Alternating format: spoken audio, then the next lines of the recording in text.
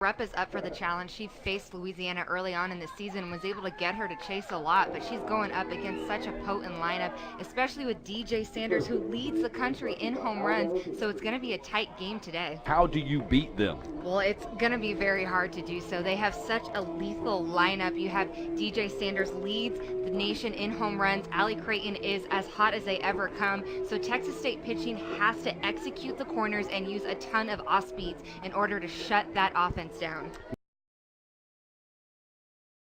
Well, we have said every single player in this lineup is potent, but Creighton is seeing the ball so well this tournament. She gets a good pitch that's almost off the plate and lifts it in right center field. Absolutely smashed it. You see this 3-1 pitch, and it is a curveball on the outside corner that misses over the plate. That's an easy single for Como to get. And all of a sudden, Williams with a short leash. You bring in Rupp. Feeding off of the triple from Curry, Mendoza able to get a pitch that's higher in the zone, elevated. And again, because you had a lefty slapper, the defense was playing for that. And they weren't able to try to cut that ball off. Now we have a tie ball game. She came in to pinch hit yesterday and was able to get a hit. And then she sees a changeup on the outside corner. She's the first one to put a good swing, and not just a good swing, a great swing for a home run. And the Mavericks batting here with a chance to win it, and Mendoza goes after the first pitch and hits it foul.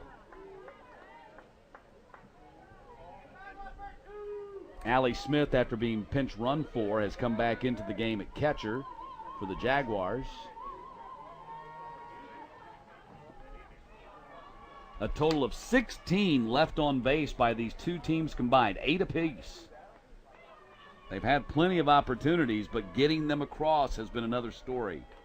If UTA does not come back to win this game, they're definitely going to be thinking back to the inning where they had bases loaded, no outs. Mendoza popped up. Smith has it for the first out.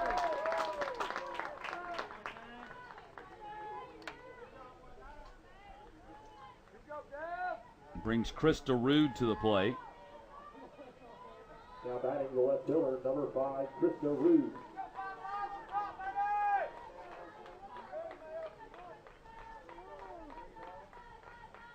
Rude chops it over the head of Mayo. And that'll be an infield hit to get things started for the Mavericks with 1 out here in the 7th. Because Rude is that lefty slapper hitter, Mayo, who has played a phenomenal third base today and this tournament, was in expecting a bunt. She got a bunt single her last at bat. And since Rude had that high chop, it went over Mayo's head. If she was one step back, she could have made that out. Here's Whitney Walton, the freshman shortstop and number 3 hitter for the Mavericks, takes ball 1.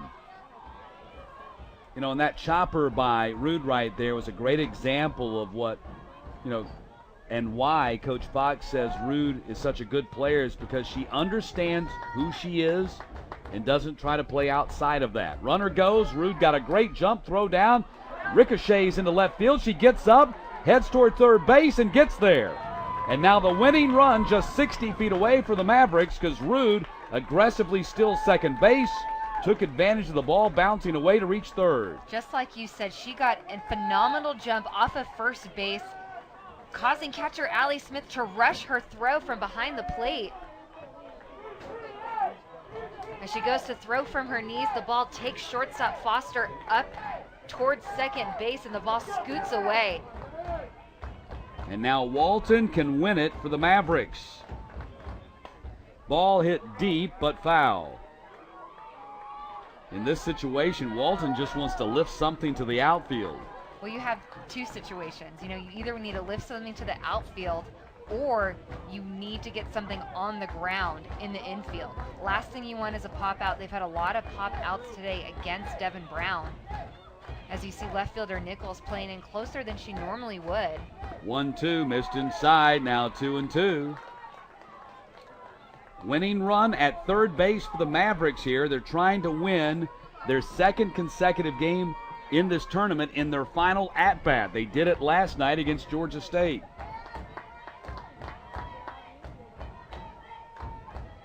2-2 pitch, missed high, 3-2. They're trying to give us our first walk-off. We haven't had a walk-off yet. That pitch from Devin Brown was a great job to try to throw that rise ball. That rise ball is what struck out the Mavericks early on when they faced each other. And then Walton not baiting that time, though. 3-2 pitch, hit foul again.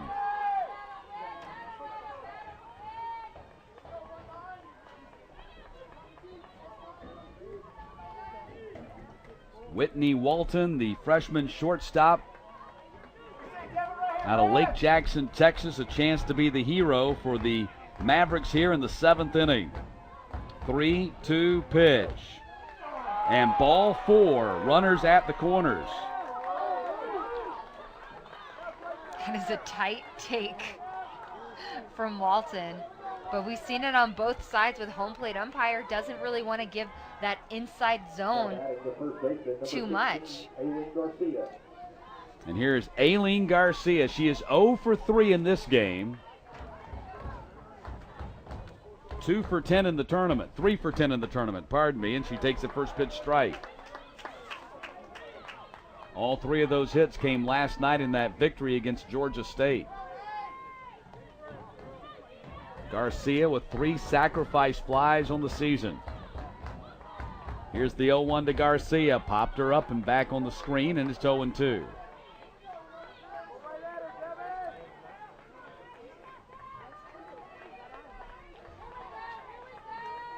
See Devin jumping ahead 0-2 quickly on Garcia.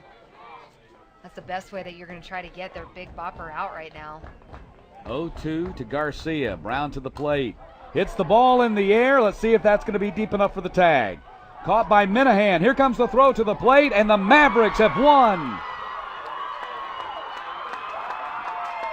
A 2-1 walk-off victory for the UTA Mavericks as they advance to our second semifinal to play Texas State.